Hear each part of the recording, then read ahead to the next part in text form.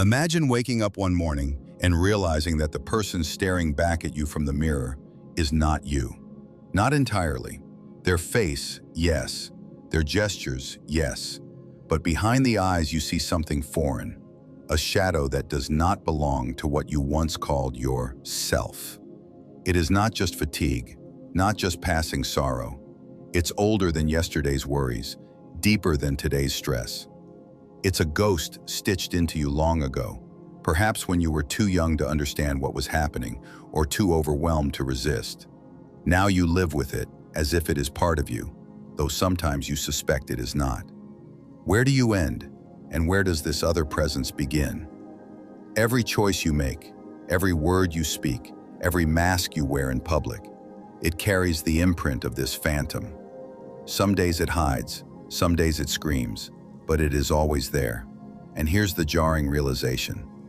The trauma you once endured, the wound you once carried, has not remained an external burden. Slowly, silently, it has been woven into your identity. Your pain doesn't just follow you. It whispers, "I am you." But is that true? Think about the contradictions you might feel.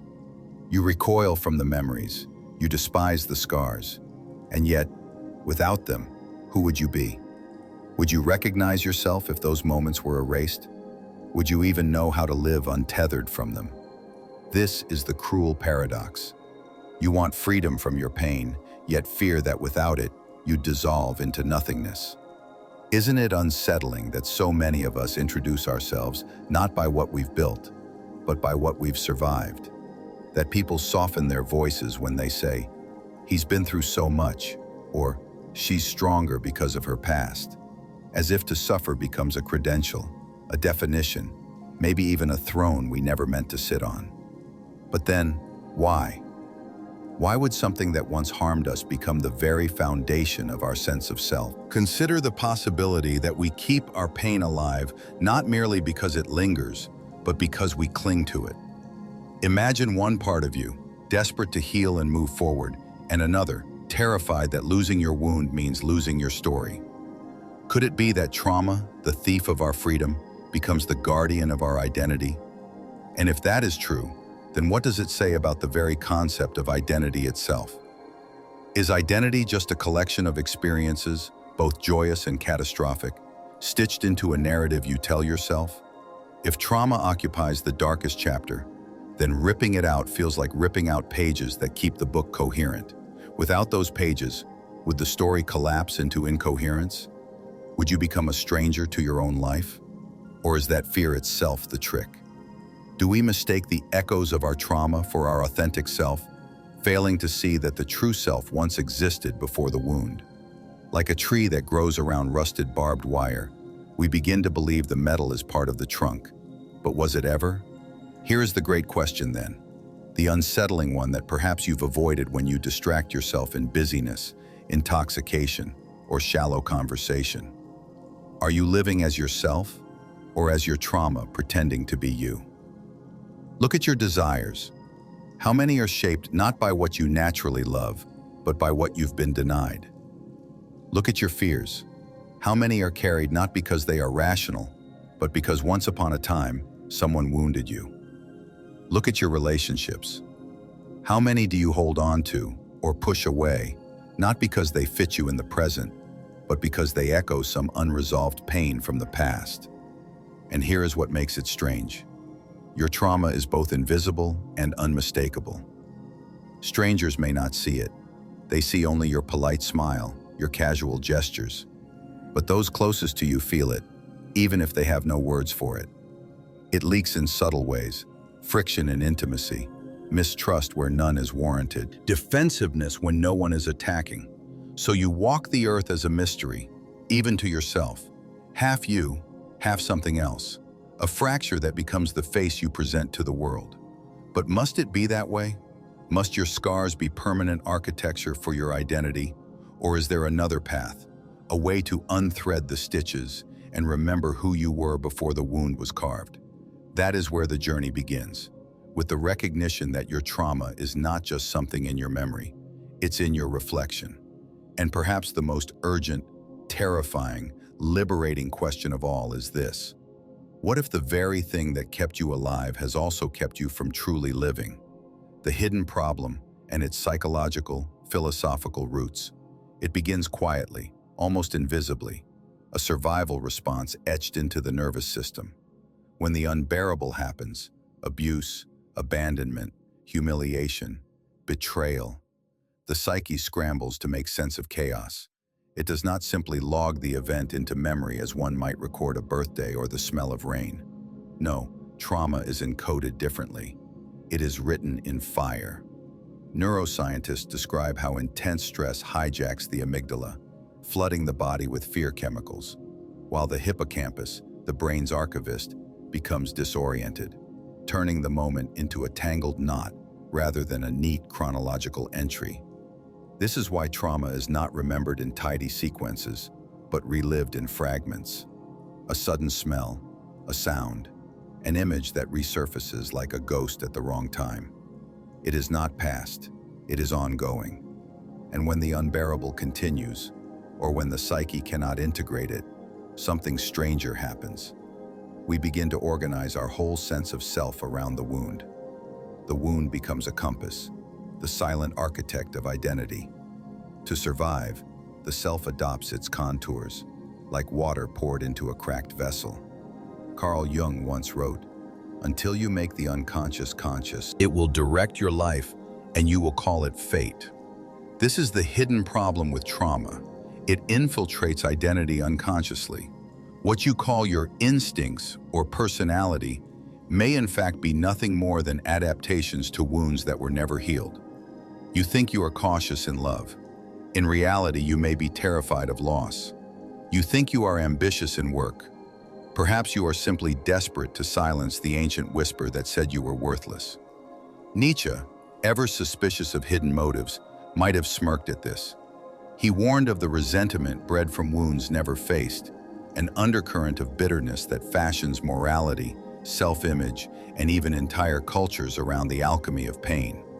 So much of what we call values or principles may simply be scar tissue hardened into philosophy. And Schopenhauer, that tireless pessimist, pointed even further.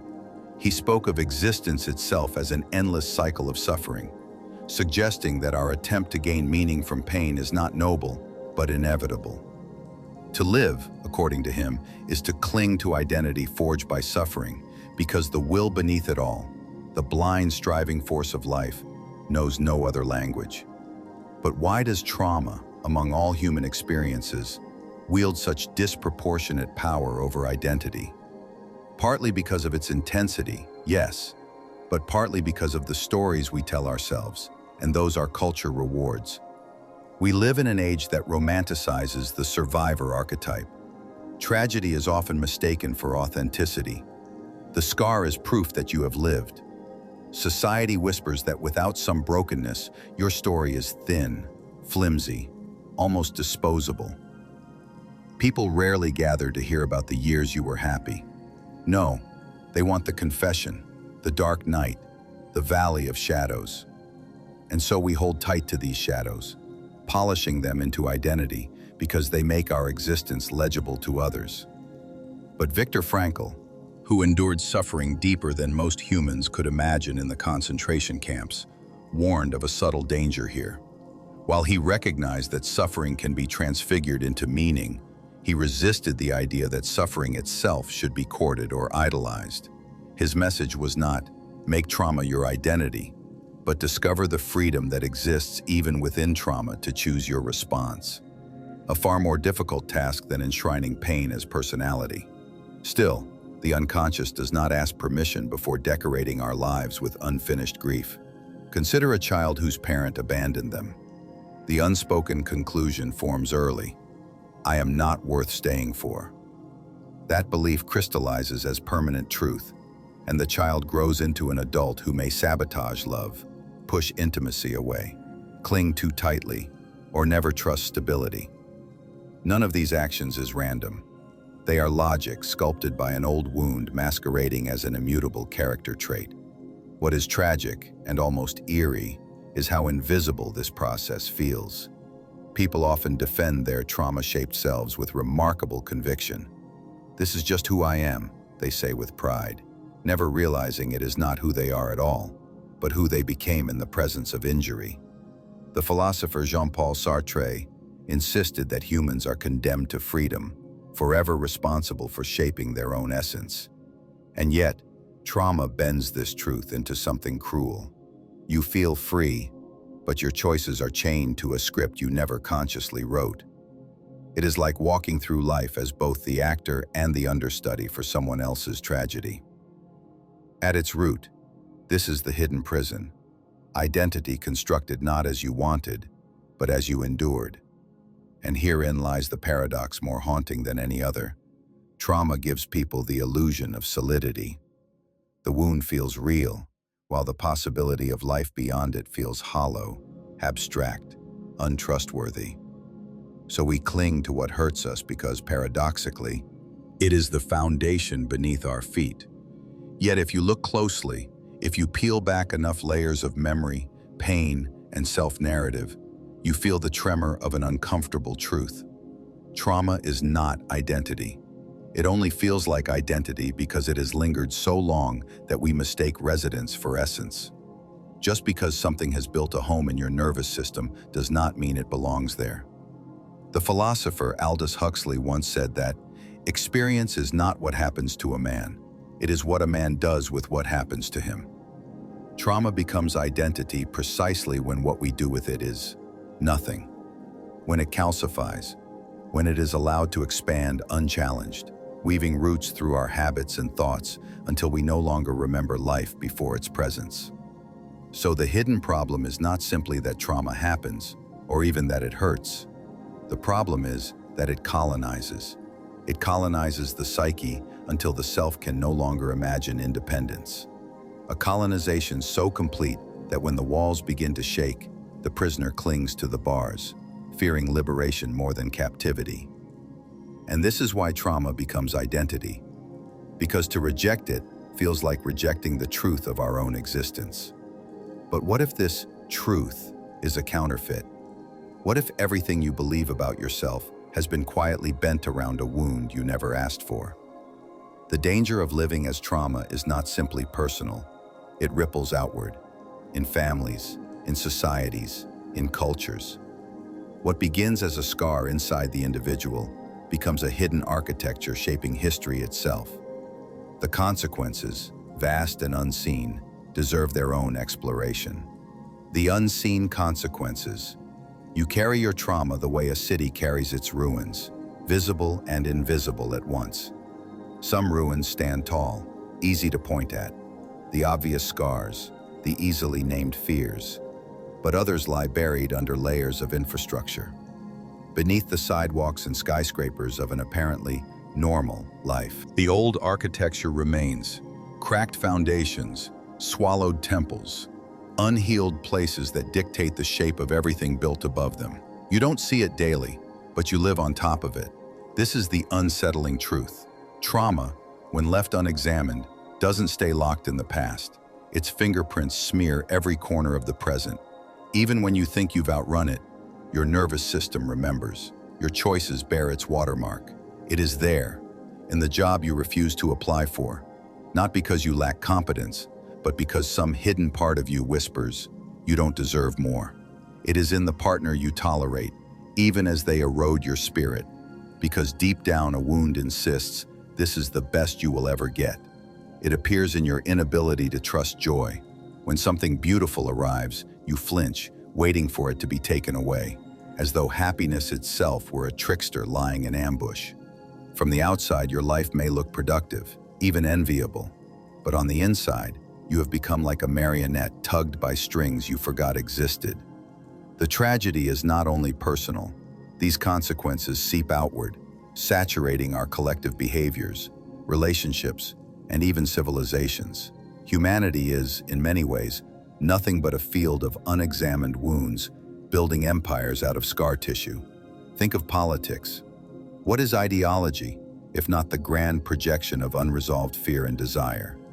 A nation abandoned or humiliated in its past may wrap itself in narratives of strength, superiority, revenge, the trauma of defeat calcified into perpetual hostility. Wars are often wounds scaled up, a cycle passed down like heirlooms, where one generation's pain becomes the justification for the next's violence. Think of families. How often do cycles of abuse repeat, not because people want to inflict pain, but because trauma has become their only vocabulary of love and connection? A parent, once neglected, unconsciously neglects. A child, once silenced, grows into an adult who silences others. Trauma becomes a generational baton, passed hand to hand under the illusion of inevitability. On the more intimate level, look at relationships. One of the most haunting consequences is how trauma shapes attachment. Psychologists like John Bowlby and Mary Ainsworth mapped how early wounds warp the way we bond. When comfort is inconsistent or love is paired with fear, we learn confusion as connection. Later in life, the adult who craves deep intimacy may simultaneously recoil from it, sabotaging closeness without understanding why. The result?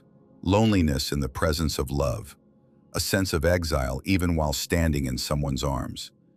And this leads to one of the cruelest ironies. Trauma shapes not only what hurts us, but also what attracts us. You may find yourself drawn to the very dynamics that echo your old wounds, as if repeating the pain might finally master it.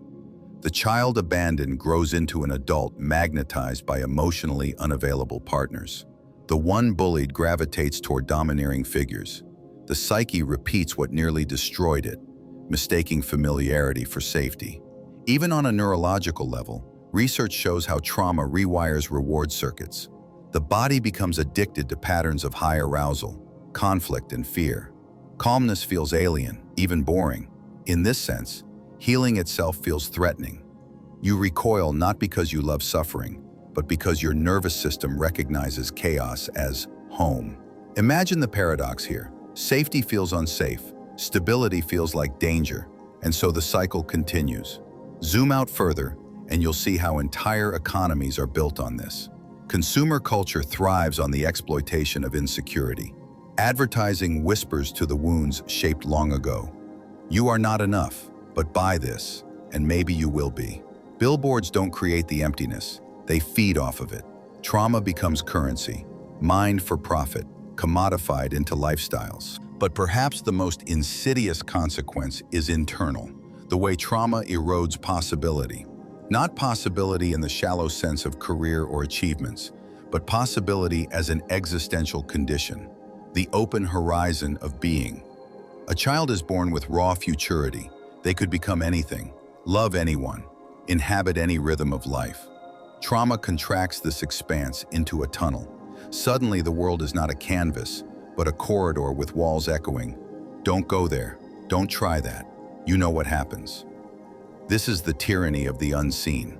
Trauma makes you mistake the narrow corridor for the entirety of existence. You say, "This is just how life is," when in fact, it is only how life is for the wound inside you. And here is the cruel magnificence of it. Because trauma embeds itself in identity, you sabotage yourself sincerely. You're not pretending when you shy away from love, or when you undercut your dreams, or when you swallow your truth in silence. You believe it's prudence, realism, humility. You believe it's you. This sincerity is what makes the trap almost perfect. No jailer need hover over you. No cage need restrain you. You carry your guard within. The chains become self-healing. Every time they chafe, you interpret the pain as proof that they must stay in place. Consider this. How many global crises, how many fractured relationships, how many thwarted lives stem not from lack of intelligence, will, or opportunity, but from the simple fact that trauma convinces people to betray themselves. That wars, abandonment, cruelty, the headlines of history, are echoes of people acting out wounds they could not name. That is the secret consequence of trauma identity. It creates a civilization of ghosts, people alive, but not living, people moving, but not free, people haunted not by what happened to them, but by what they have become because of it. So the question grows heavier. If your identity has become the mask of your wound, then your future, your relationships, your creative power, your very capacity to love, is chained to a past that may have been brutal, unfair, even meaningless. But must this cycle continue? Must humanity, and you within it, remain the sum of injuries endured? Or is there an act of rebellion more radical than any revolution? An inner uprising in which you reclaim your selfhood from the ghosts that colonized it? That possibility, though terrifying, is real. And before long, you will have to decide whether you're ready to face it. The rebellion. How to break free. At some point, every prisoner asks the forbidden question. What if I leave the cell door open? It is not just a logistical question. It is existential, dangerous. You fear the answer even more than the bars, because what lies beyond is terrifying precisely because it is unfamiliar. The known misery of captivity offers a strange comfort. The unknown freedom of open fields feels unbearable. This is where the rebellion begins, not with torches or armies, but with the audacity to imagine a self that is not sculpted by its wounds. But how does one overthrow a ghost? The first act of rebellion is brutal honesty. To admit, not politely but with raw sincerity, that the identity you cling to is laced with trauma. This requires a rare kind of courage, because it means dismantling the story you have told others, the narrative polished carefully over years. It is like burning the house you live in, not because you hate it, but because you finally recognize it was built on foundations that were never yours. Think of Jung's shadow, the dark, repressed parts of ourselves we deny. To rebel against trauma as identity is to turn toward the shadow, to face the unintegrated grief, anger, shame, betrayal. Not to indulge them, but to name them with forensic precision. Denied, they command you. Confronted, they soften. But naming alone is not enough. Anyone who has sat across from a therapist knows, labeling pain does not erase it. The second act of rebellion is to rewrite the meaning. Frankl whispered from the hell of camps that a man can bear any suffering if he discovers a why. But here is the twist. We don't merely assign meaning to trauma. We expose the counterfeit meanings it assigned to us. For instance, trauma tells the abandoned child, "You are unworthy of love." The rebellion is to stand in front of that old roaring chorus and reply, "That was never true. That was never mine to carry." It may sound like semantics, but it is holy heresy. To strip trauma of authorship over your worth is nothing less than a self-resurrection. Nietzsche, who declared the necessity of becoming who you are, pointed to another dimension of rebellion, the creative act. Once you smash the false idol of trauma identity, you must create new selfhood, rather than wait for it to descend from the heavens. You sketch it, stumble through experimenting with it, contradict yourself, fail magnificently, and still stand again. The new I is always a work in progress, and that is not weakness, it is freedom. Consider the radical counterintuitive truth here. Healing is less about erasing the past and more about confronting the fear of being unrecognizable without it. Too often, people mistake healing for forgetting, when in fact, it is rebellion through integration. You carry the scar, but you refuse it authorship of who you are. And this rebellion is no private luxury. When you rebel against your wound, you disrupt its generational grip. The cycle breaks. The baton is dropped. What injured your parents, grandparents, and ancestors no longer trickles into the bloodstream of your descendants, biological or otherwise.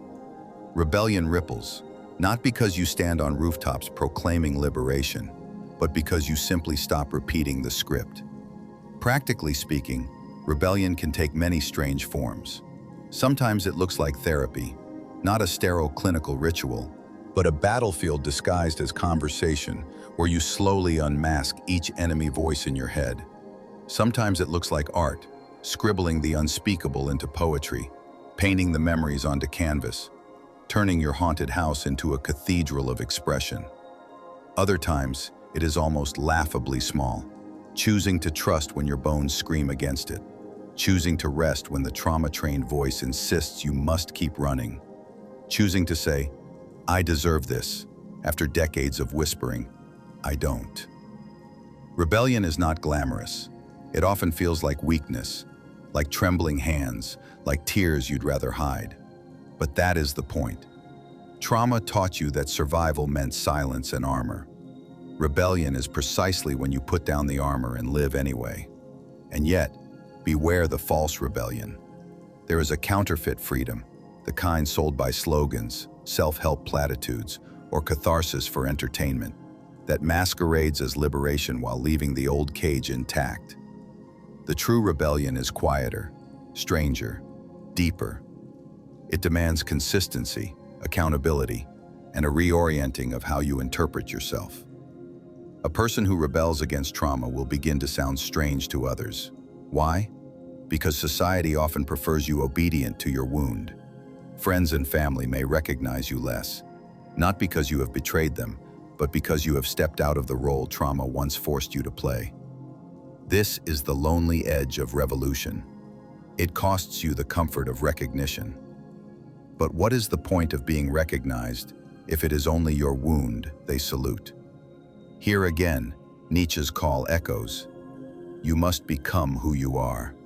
That is not a call to repeat your scar story louder, but to become the self that was buried beneath it. The rebellion finalizes in one radical move: forgiveness. Not always forgiveness of others, though sometimes that too, but forgiveness of yourself. This is where most falter.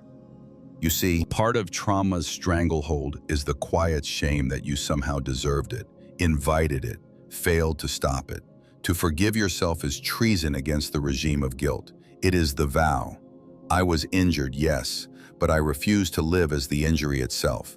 And so the rebellion is not dramatic. It is patient, ferocious, daily. It is brushing your teeth not as a wounded person, but as a free one. It is walking into a meeting not as a fraud, but as an equal presence. It is choosing to love, to create, to hope, not because trauma says you may, but because you say so. One day, the prison door stands before you again. But this time you don't just imagine it. You step through, and you discover that outside the cell there is no abyss awaiting you. There is only space. Space vast enough that you no longer measure yourself against your scars, but against the wild horizon of possibility itself.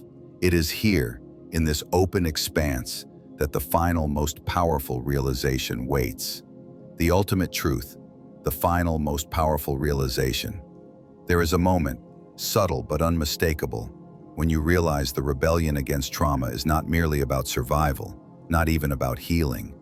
It is about dissolving one of the greatest illusions you have ever lived under, the belief that you are what has happened to you.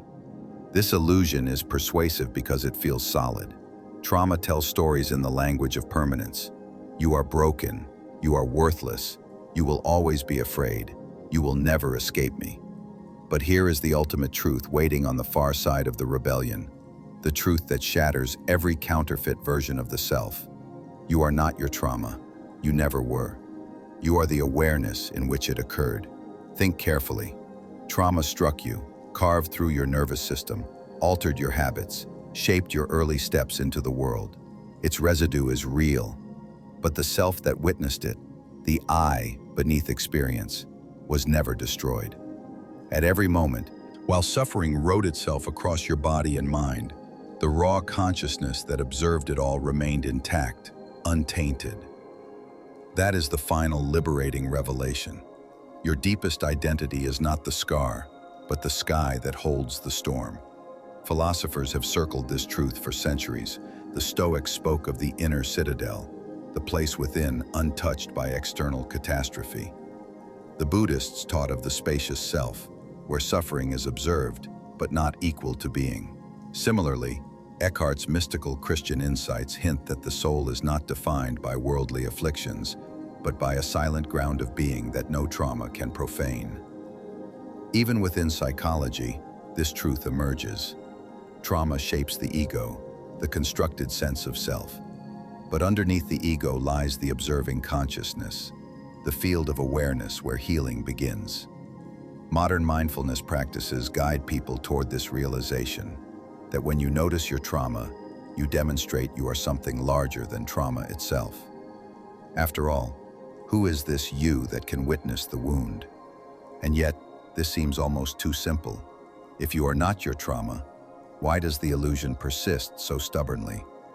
Because the mind loves form. It clings to images, identities, narratives. Trauma offers the most vivid image of all. It sharpens the outline of me against the world. Pain is loud. Consciousness, by contrast, is quiet. And so we mistake the noise for reality. But imagine for a moment that you could release this identification. Imagine setting down the old mask, heavy and worn, and stepping into a self that is not defined by reaction, fear, or survival. Who would you be then? The answer is terrifying precisely because it is infinite. Without trauma as anchor, identity feels like a vast ocean, boundless, unstable, even vertiginous. And yet therein lies the essence of freedom, to not be fixed as the wound, but to flow as the awareness that can choose endlessly. The ultimate truth is not that trauma disappears. It remains as history, as scar tissue, as story, but that it no longer defines your being. You shift from "I am the wound" to "I carry the wound within a far greater whole." The trauma becomes one thread in an immeasurable tapestry, no longer the tapestry itself. This is why the rebellion matures into compassion. When you realize you are not your wound, you see the same truth in others. Their cruelty, their distance, their violence. Even these are not their essence, but expressions of woundedness. And though this recognition never excuses harm, it clarifies it.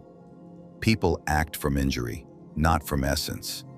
Seeing this, even through gritted teeth, expands your humanity. And from this compassion comes another revolution, the ability to live without fear of fragility. Once you know that identity is not welded to suffering, you no longer cling so desperately to past injuries or future anxieties.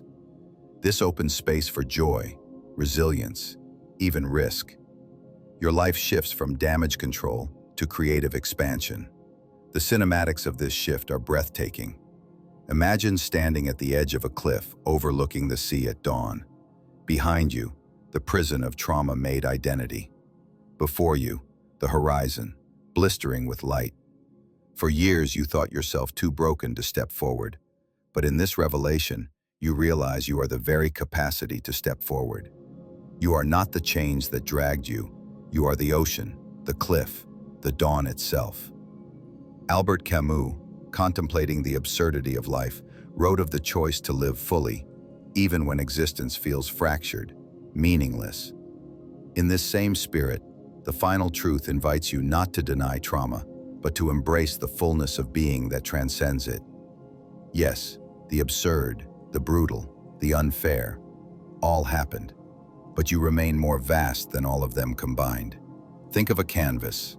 A slash across the paint ruins the picture if you cling to smallness. But what if the canvas is infinite? The slash becomes insignificant, one mark among countless possibilities.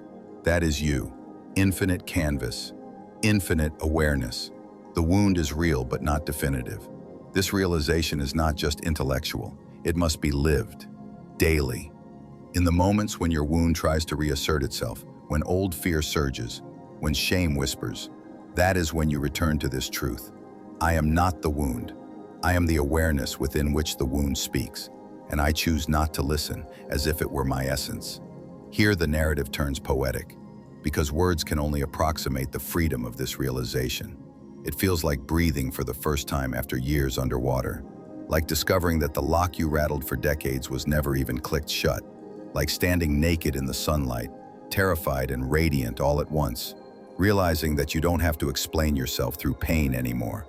What happens when a civilization collectively awakens to this truth? Wars lose their inevitability. Generational abuse loses its permanence. Economies built on inadequacy crumble. The architecture of history tilts, no longer rising upon the ruins of invisible wounds. This is not naive utopia. It is simply the logical consequence of uprooting the oldest illusion, that we are what has scarred us. And so the final gift of this journey is simple, ancient, and endlessly powerful. Your trauma happened, but you are not what happened. You are the field upon which it passed, and that field is vast, holy, and free. This is the ultimate truth, one that makes the entire prison of trauma identity collapse into dust. And in that collapse, something better than survival emerges. Life, raw life, vulnerable, radiant, terrifying, unfiltered life. Do not mistake this life for perfection or for immunity against pain. The storms will still come, loss will still arrive. But now you know, you are not the storm, you are the sky. Walk into the world holding this truth close. Do not whisper it timidly, but live it with reckless fidelity. For once you realize what you are, no wound can ever truly hold you again.